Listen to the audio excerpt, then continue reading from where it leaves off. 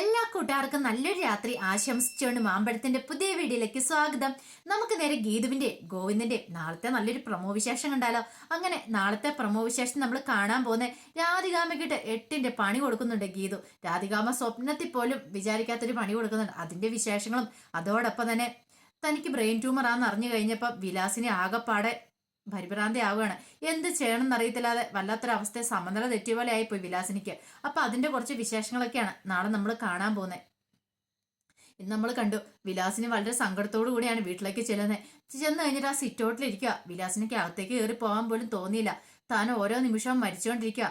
ആ ഡോക്ടർ താൻ പേഷ്യന്റ് ആണെന്ന് കരുതിയല്ല തന്നോട് ഈ കാര്യങ്ങളൊക്കെ പറഞ്ഞ്. കുറച്ചു സമയം കഴിഞ്ഞപ്പോ പ്രിയമോള് വന്ന് നോക്കുമ്പോ വിലാസിനി സിറ്റൗട്ട് ഇരിക്കുന്നു. ഇതെന്ത് പറ്റിയുമേ, അമ്മ എന്താ ഇവിടെ ഇരിക്കണേന്ന് ചോദിക്കുക. ഒന്നുമില്ല മോളെ. പെട്ടെന്ന് വിലാസിനി എഴുന്നേക്കുക. അല്ല അമ്മയുടെ മുഖം എന്താ വല്ലാതിരിക്കണേ? അമ്മ വന്നിട്ട് എന്താ അകത്തേക്ക് കയറി വരായിരുന്നേ? ഒന്നുമില്ല, എന്തോ വല്ലാത്തൊരു ക്ഷീണം, ഞാൻ ഇന്ന് കിടക്കട്ടെ എന്ന് പറയാണ്. അമ്മയ്ക്ക് എന്തെങ്കിലും കുഴപ്പമുണ്ടെന്ന് ചോദിക്കുക. എനിക്കൊരു കുഴപ്പമില്ല. അല്ല ഡോക്ടറെ കാണാൻ പോയി ഡോക്ടർ എന്ത് പറഞ്ഞു? കുഴപ്പമൊന്നുമില്ല, മെഡിസിൻ കഴിച്ചാൽ മതി, മാറൂന്നാ പറഞ്ഞേ, വേറെ പ്രശ്നങ്ങളൊന്നും ഇല്ലാന്ന് പറയണേ. അങ്ങനെ മുറിയിലേക്ക് ചെന്നു. മുറിയിലേക്ക് ചെന്ന് ഇപ്പൊ വിലാസിന് നിയന്ത്രണം വിട്ടുപോയി. വിലാസിന് വാവിട്ട് നിലവിളിക്കുക. എന്ത് ചെയ്യണം, ആരോട് ഇതിനെക്കുറിച്ചൊക്കെ പറയും? ഇനിയിപ്പം പറഞ്ഞിട്ട് വലിയ പ്രയോജനം ഉണ്ടെന്ന് തോന്നില്ല. ഒരു പക്ഷേ സർജറിയെ കുറിച്ചൊക്കെ പറഞ്ഞിട്ടുണ്ടായിരുന്നു. ഇനിയിപ്പോ സർജറി ചെയ്താലും താൻ രക്ഷപ്പെടുമെന്ന് തോന്നുന്നില്ല. ഇപ്പൊ ഉള്ള കാലം, ആ ഉള്ള കാലത്തോളം ഇനിയിപ്പം എങ്ങനെയും ജീവിച്ച് തീർക്കണം, ആ ഒരു ചിന്ത മാത്രമായിരുന്നു വിലാസിന് ഉള്ളിലുണ്ടായിരുന്നത്. പിന്നീട് വിലാസിന് തീരുമാനിക്കുക, ഇത്രയും കാലം താൻ കുറെ ദ്രോഹങ്ങളൊക്കെ ചെയ്തിട്ടുണ്ട്. അപ്പൊ അതിനൊക്കെ ഇനി പ്രായച്ചിത്തം ചെയ്യണം. പ്രേമോളെയാണെങ്കിലും എല്ലാവരും താൻ മനഃപൂർവ്വം ദ്രോഹിച്ചിട്ടുണ്ട്. അതൊക്കെ ഓർത്തിട്ട് വിലാസിനിക്ക് ഒരു സമാധാനം ഇല്ലായിരുന്നു. ഈ സമയം ഭദ്രൻ അങ്ങോട്ട് വരുന്നേ. ഭദ്രൻ വന്നിട്ട് ചോദിച്ചു, ഇതെന്ത് പറ്റി വിലാസിനി? നീ എന്താ ഈ ലൈറ്റ് പോലും ഇടാതെ ഇങ്ങനെ ഇവിടെ ഇരിക്കണേന്ന് ചോദിക്കേ. ഒന്നുമില്ല ഭദ്രേട്ടാന്ന് പറയണേ, എനിക്ക് നല്ല തലവേദന എടുക്കുന്നുണ്ട്, അതുകൊണ്ട് ലൈറ്റ് ഇടണ്ടാന്ന് പറയാ. അല്ല എന്താ നിനക്ക് പറ്റിയത്? ഡോക്ടറെ കാണാൻ പോയിട്ട് എന്ത് പറ്റിയെന്ന് ചോദിക്കുകയാണ്. ഒന്നുമില്ല, കുഴപ്പമൊന്നുമില്ല, എനിക്ക് പ്രശ്നങ്ങളൊന്നും ഇല്ലാന്ന് പറയാണ്. പിന്നീട് ഭദ്രൻ പറഞ്ഞു, ശരി, അങ്ങനെയാണെ കുഴപ്പമില്ലാന്ന് പറയാണ്. പിന്നീട് വിലാസിനെ ഇങ്ങനെ പറഞ്ഞ കാര്യങ്ങൾ ഭദ്രനോട് സംസാരിച്ചുകൊണ്ടിരിക്കുക. അപ്പം കല്യാണം കഴിഞ്ഞ് വന്നതിന് ശേഷമുള്ള ഓരോ കാര്യങ്ങളൊക്കെ എല്ലാം കേട്ട് ഞാൻ ഭദ്രൻ പറഞ്ഞു, നിനക്കെന്താ ഇപ്പൊ എന്ത് പറ്റി? പണ്ടത്തെ കാര്യങ്ങളൊക്കെ ഓരോന്നോരോന്ന് ഇങ്ങനെ ചെഴഞ്ഞെടുത്തോണ്ട് വരുന്നത് എന്താന്ന് ചോദിക്കാം. അല്ല എനിക്കിനി എന്തേലും സംഭവിച്ചിട്ടുണ്ടെങ്കിൽ ഭദ്രേട്ടൻ നേരത്തെ പറഞ്ഞില്ലേ ഏതോ ചെറുതിനെ കൊണ്ടുവരുമെന്നൊക്കെ, അങ്ങനെ വിവാഹം കഴിച്ചോണ്ട് വരുമെന്ന് ചോദിക്കാം. അതിന് പറയാനുണ്ടോ? നീ അങ്ങോട്ട് പോയി കഴിഞ്ഞ ഉടനെ ഞാൻ അവളെ ചെറുതിനെ കൂടെ വിളിച്ചോണ്ട് വരില്ലേന്ന് ചോദിക്കുക. ഈ സമയം വിലാസിനോട്, അങ്ങനെ എനിക്ക് എന്തേലും സംഭവിക്കുവാണെങ്കിൽ ഭദ്രേട്ടൻ വിളിച്ചോണ്ട് പോരെ, ഭദ്രേട്ടന്റെ കാര്യങ്ങളൊക്കെ നടക്കണ്ടേന്ന് ചോദിക്കുക. നിനക്ക് എന്ത് പറ്റി വിലാസിനി? ഇത് ഞാൻ വെറുതെ തമാശ പറഞ്ഞു ഓർത്തുണ്ട്, ഞാനത് സീരിയസ് ആയിട്ട് പറഞ്ഞ കാര്യമല്ലല്ലോ. ഈ സമയം വിലാസിനി പറഞ്ഞു, ഞാൻ കാര്യമായിട്ട് തന്നെ പറഞ്ഞാന്ന് പറയാ. ഈ സമയം ഭദ്രനോർത്ത്, വിലാസിനിക്ക് എന്ത് പറ്റി? ഭയങ്കര മനമാറ്റമാണല്ലോ, എന്തോ കാര്യമായിട്ടുണ്ട്. പിന്നെ വിലാസിനി ആ കാര്യങ്ങൾ അറിഞ്ഞ 2 ദിവസം കഴിഞ്ഞിട്ടുണ്ട് പ്രിയമോള് വീട്ടിലേക്ക് പോവാണ്. അവള് പ്രസവത്തിന് വേണ്ടി പോകുന്നതാണ്. അപ്പൊ അതിനു മുമ്പ് അവൾക്ക് എന്തെങ്കിലുമൊക്കെ വാങ്ങിച്ചു കൊടുക്കണം. വിലാസിന് എന്ത് ചെയ്യുവാണ്, കടയിൽ പോയി അവൾക്ക് വിനോദിനുള്ള കുറച്ച് ഡ്രസ്സൊക്കെ എടുക്കുവാണ്. കുറേ ഡ്രസ്സൊക്കെ എടുത്തു. അങ്ങനെ ഡ്രസ്സൊക്കെ എടുത്തോണ്ട് വന്ന് നേരെ പ്രിയമോളെ വിളിക്കുക. അപ്പൊ പ്രിയമോൾ എന്നിട്ട്, എന്താ അമ്മ കാര്യം എന്താ? മോൾക്കുള്ള കുറേ ഡ്രസ്സൊക്കെയാന്ന് പറയാണ്. എനിക്കെന്തിനാ ഇപ്പൊ ഡ്രസ്സ്? അല്ല മോളിനിയിപ്പം മറ്റന്നാള് വീട്ടിലേക്ക് പോവല്ലേ പ്രസവത്തിന് വേണ്ടിയിട്ട്, അതിനിപ്പോ എന്താ? ഞാൻ പോയിട്ട് ഡെലിവറി കഴിഞ്ഞ് ഇങ്ങോട്ട് തന്നെയല്ലേ തിരിച്ചു വരുന്നേ. അതല്ല മോളെ, എന്താ കുഴപ്പം? ഇനി പക്ഷെ മോള് തിരിച്ചു വരുമ്പോ ഇനി എന്നെ കാണാൻ പറ്റിയില്ലെങ്കിലോ? കൊള്ളാം. അമ്മ എന്താ എങ്ങോട്ടല്ലോ ഓടിപ്പോവാൻ പോകുന്നുണ്ടോ ഞാൻ വന്നു കഴിയുമ്പോ കാണാതിരിക്കാൻ വേണ്ടിട്ട്? അമ്മ ഇവിടെ കാണില്ലേ? പിന്നെ ഞാൻ വന്നു കഴിയുമ്പോഴത്തേനും എന്റെ കൊച്ചിനെ നോക്കാൻ ആള് വേണ്ടേ? പിന്നെ അമ്മയല്ലാതെ പിന്നെ ആരാ നോക്കണേന്ന് ചോദിക്കുക. ഇത് കേട്ടത് വിലാസിന്റെ 2 കണ്ണും നിറഞ്ഞു വന്നു. അമ്മയ്ക്ക് എന്താ പറ്റിയെന്ന് ചോദിക്കുകയാണ്. ഈ സമയത്ത് വിനോദം പറഞ്ഞു, അമ്മയ്ക്ക് എന്തോ 2 ദിവസമായിട്ട് നല്ല മാറ്റമുണ്ട്. അമ്മ പഴയ പോലെ അല്ല, അമ്മയുടെ സ്വഭാവത്തിൽ പോലും മാറ്റുക. അമ്മയ്ക്ക് എന്തെങ്കിലും പ്രശ്നം ഉണ്ടാവും ചോദിക്കുക. എനിക്ക് എന്ത് പ്രശ്നം? എനിക്കൊരു പ്രശ്നമില്ലെന്ന് പറയാം. അമ്മ ഒളിക്കാൻ ശ്രമിക്കണ്ട, അമ്മയ്ക്ക് എന്തോ കാര്യമായിട്ട് എന്തോ ഒരു പ്രശ്നമുണ്ട്, എന്താണെങ്കിലും തുറന്നു പറ, നമുക്ക് പരിഹരിക്കാൻ പറ്റുന്ന കാര്യമാണെങ്കിൽ പരിഹരിക്കാന്ന് പറയാം. ഒന്നുമില്ലാന്ന് പറഞ്ഞ് അകത്തേക്ക് കയറി പോവാ.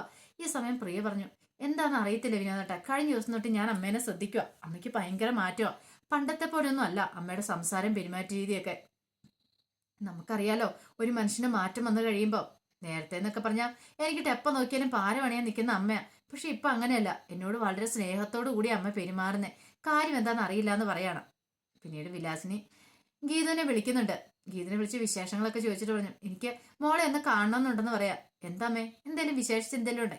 വെറുതെ കാണണം തോന്നി, കുറച്ചു ദിവസമായാലേ നിന്നെ കണ്ടിട്ട്, എന്തോ മനസ്സിലൊരു ആഗ്രഹം തോന്നിയെന്ന്. അതിനെന്താ, ഞാൻ നാളെ അങ്ങോട്ട് വേണേ വരാന്ന് പറയാം.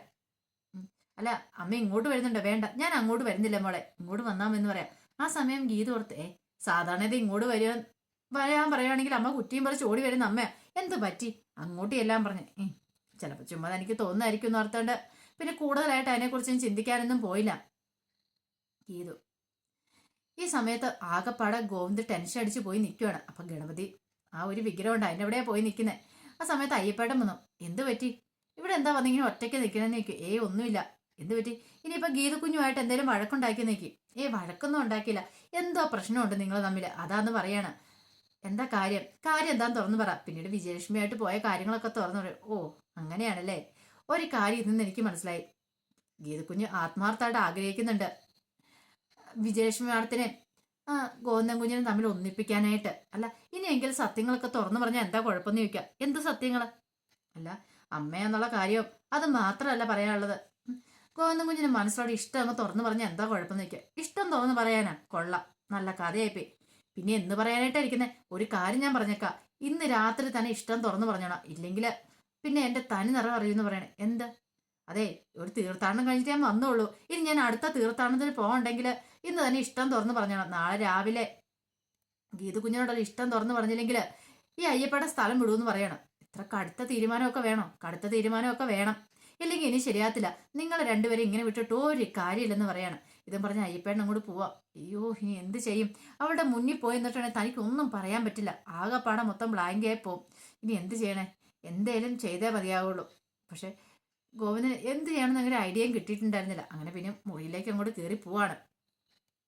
ഈ സമയം രാധികാമ്മയ്ക്ക് നല്ല ടെൻഷനാ. ഇങ്ങനെ പോയിട്ടുണ്ടെങ്കിൽ ശരിയാവത്തില്ല. ഗോവിന്ദ് തൻ്റെ കൈപ്പിടിയിൽ നിന്ന് പോകുന്ന പോലെ തോന്നുന്നുണ്ട്. അവനെ തൻ്റെ വരുതിയെ കൊണ്ടുവരണം. അപ്പൊ അതിനുവേണ്ടി എന്തെങ്കിലും ഒരു തന്ത്രം പ്രയോഗിച്ചാൽ മതിയാവുള്ളൂ. അപ്പൊ എന്ത് തന്ത്രമാണ് പ്രയോഗിക്കുന്നത്? അവന്റെ വിശ്വാസത്തെ നേടിയെടുക്കുക ആദ്യം ചെയ്യേണ്ടത്. അപ്പൊ അതിനുവേണ്ടി ഒരു തന്ത്രം പ്രയോഗിക്കേണ്ടത് തന്നെ തീരുമാനിച്ചു. അപ്പം ഗീതുവും ഗോവിന്ദും സംസാരിച്ചുകൊണ്ടിരിക്കുന്ന സമയത്താണ് അങ്ങോട്ട് കാഞ്ചന ഓടി വരുന്നേ. അതെ, രാധികാമ്മ അവിടെ കിടന്ന് കരയുക. എന്ത് പറ്റി? നെഞ്ചു വലിക്കണമെന്നും പറഞ്ഞാന്ന് പറയണ. നെഞ്ചുവേദനയോ? അതെന്താ കാര്യം? എന്താന്ന് ഓർത്തില്ല, ഭയങ്കര കരച്ചിലാന്ന് പറയണ. ഈ സമയം ഗീതു ഇങ്ങോട്ട് ഓടി വരുമ്പം അരികിൽ തന്നെ ഉണ്ടായിരുന്നു രേഖയുണ്ടായിരുന്നു, വരുണമൊക്കെ ഉണ്ടായിരുന്നു. എന്ത് പറ്റി? എന്ത് പറ്റി രേഖയെന്ന് ചോദിക്കണം. എന്താന്ന് അറിയത്തില്ല, അമ്മയ്ക്ക് നെഞ്ചുവേദനയാണെന്നും പറഞ്ഞുകൊണ്ട് അമ്മ കിടന്ന് കരയുവെന്ന് പറയാണ്. അയ്യോ നെഞ്ചുവേദനയാണോ? അന്ന് പ്രശ്നമാണെങ്കിൽ വല്ല അറ്റാക്ക് ആണോന്ന് അറിയത്തില്ലെന്ന് ഗീതു പറയാണ്. ഇത് കേട്ടതും വരുണൊന്നും ഞെട്ടി. അതെ, കറണ്ട് പോയതോട്ടോ. രാത്രി ആയതുകൊണ്ട് ചിലപ്പം മഴയൊക്കെ ആയതുകൊണ്ട് ഇടയ്ക്കിടയ്ക്ക് കറണ്ട് പോകും. അതാണ് പെട്ടെന്ന് ലൈറ്റ് പോയത് കേട്ടോ. അപ്പം ഇങ്ങനെ രേഖയോടും കാര്യങ്ങളൊക്കെ ചോദിക്കുവാണ് എന്ത് പറ്റിയെന്നൊക്കെ. അപ്പൊ രേഖ ഇങ്ങനെ കാര്യങ്ങളെല്ലാം പറഞ്ഞപ്പോൾ ഗീത പറഞ്ഞു, ഓഹോ അപ്പൊ അതാണ് കാര്യം. ഈ സമയം ഗോവിന്ദൻ കൂടെ എങ്ങോട്ട് വന്നു. ഗോവിന്ദനെ വരുന്ന കണ്ടപ്പോൾ രാധിക പറഞ്ഞു, അതെ നിങ്ങൾ രണ്ടും എങ്ങോട്ടും പോവില്ല കേട്ടോ, എൻ്റെ അടുത്ത് തന്നെ ഇരിക്കണം കേട്ടോ എന്ന് പറയാം. എങ്ങോട്ടും പോവില്ലെന്നും പറഞ്ഞുകൊണ്ട് ഗോവിന്ദന് കയ്യേലും കൂടെ കയറി പിടിക്കുക. ഇത് കണ്ടപ്പോൾ ഗീതുവിനൊരു സംശയം, എന്തോ ഒരു നമ്പറുണ്ട്. അതുകൊണ്ടാണ് രാധികാമ്മ ഈ അടവെടുത്തിരിക്കുന്നത്. ശരിക്കും അസുഖം വന്നാണെങ്കിൽ എങ്ങനെയൊന്നും അല്ല കാണിക്കേണ്ടേ. ഗീതു എന്ത് ചെയ്യണം? ഗീതു പറഞ്ഞു, ഞാൻ ഇപ്പൊ കാണിച്ചു തരാം. അതെ, ഗോവിന്ദൻ ഇച്ചിരി അങ്ങോട്ട് മാറിയിരിക്കാൻ പറയണം. ഗീതു നേരെ അങ്ങോട്ട് ചെന്നു. രാധികാമ്മയുടെ നെഞ്ചിലേക്ക് അങ്ങോട്ട് കയറിയിരുന്നു. എന്നിട്ട് പടക്കെ 2-3 ഇടി അങ്ങ് ഇടിക്കുകയാണ് അങ്ങോട്ട്. നെഞ്ചിങ്ങ് ശക്തിയായിട്ട് അങ്ങോട്ട് തള്ളുവാണ്. കാഞ്ചന വെച്ച്, ഇതെന്താ? രാധികാമ്മനെ കൊല്ലാൻ പോണേ നിൽക്കും. കൊല്ലുമല്ല, ഇത് ഫസ്റ്റ് എയ്ഡ് കൊടുക്കുന്നതാന്ന് പറയാം. ഫസ്റ്റ് എയ്ഡോ? അതെ, ഇത് ചെയ്തില്ലെങ്കിലേ ഒരു ശേഷം ചിലപ്പോഴേ അമ്മയുടെ ചിലപ്പോൾ ശ്വാസം നിന്ന് പോകുന്നു പറയാം. ആദ്യം നമ്മൾ ഫസ്റ്റ് എയ്ഡ് കൊടുക്കണമെന്ന് പറയാം. ഇത് കണ്ടു കഴിഞ്ഞപ്പോൾ ഗോവിന്ദൻ ഒരു കാര്യം മനസ്സിലായി. അമ്മയുടെ കാര്യത്തിൽ ഒരു തീരുമാനമാക്കും മിക്കവാറും ഇവള് ഇന്ന് തന്നെ.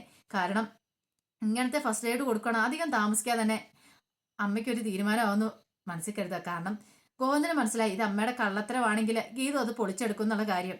അപ്പൊ അതിന്റെ വിശേഷങ്ങളൊക്കെയാണ് നാളെ നമ്മൾ കാണാൻ പോകുന്നത്. ഇനി എന്തൊക്കെയാണെന്ന് അറിയത്തില്ല. രാധികാമ്മ ഇങ്ങനെ ഒരു കള്ളത്തരം കാണിക്കണമെങ്കിൽ അതിന്റെ പിന്നിൽ ഒരു പക്ഷേങ്കിൽ ഗോവിന്ദൻ ഗീതു ഒന്നിച്ചു കിടക്കുന്നോ അല്ലെങ്കിൽ വരുണൻ രേഖയും ഒന്നിച്ചു കിടക്കുന്നതാണെന്ന് അറിയാൻ പറ്റില്ല.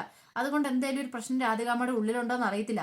അതുകൊണ്ടാണ് ഇങ്ങനെ നമ്പറിട്ട് ഗോവിന്ദനെ വരുണിനെ അടുത്തിരുത്തിയതും പറയാൻ പറ്റില്ല. അപ്പൊ അതിന്റെ വിശേഷങ്ങളൊക്കെ അറിയാൻ നാളത്തെ ഫുൾ വിശേഷം വന്നാൽ മാത്രമേ നമുക്ക് അറിയാൻ സാധിക്കുള്ളൂ കേട്ടോ. അപ്പൊ എന്താണെങ്കിലും നമുക്ക് എല്ലാവർക്കും കാത്തിരിക്കാം നാളത്തെ ഫുൾ വിശേഷത്തിനായിട്ട്. ആദ്യമായിട്ട് കാണുന്നവരാണെങ്കിൽ ചാനൽ ഇഷ്ടപ്പെട്ടൊന്ന് സബ്സ്ക്രൈബ് ചെയ്യാൻ മറക്കരുതേ. അതോടൊപ്പം തന്നെ കണ്ടുകൊണ്ടിരിക്കുന്ന എല്ലാവരുടെ സപ്പോർട്ടിലായിരിക്കും തുടർന്നും പ്രതീക്ഷിച്ചുകൊണ്ട് എല്ലാവർക്കും ഒരിക്കൽ കൂടി നല്ലൊരു രാത്രി ആശംസിച്ചുകൊണ്ട് നിർത്തുന്നു. നന്ദി.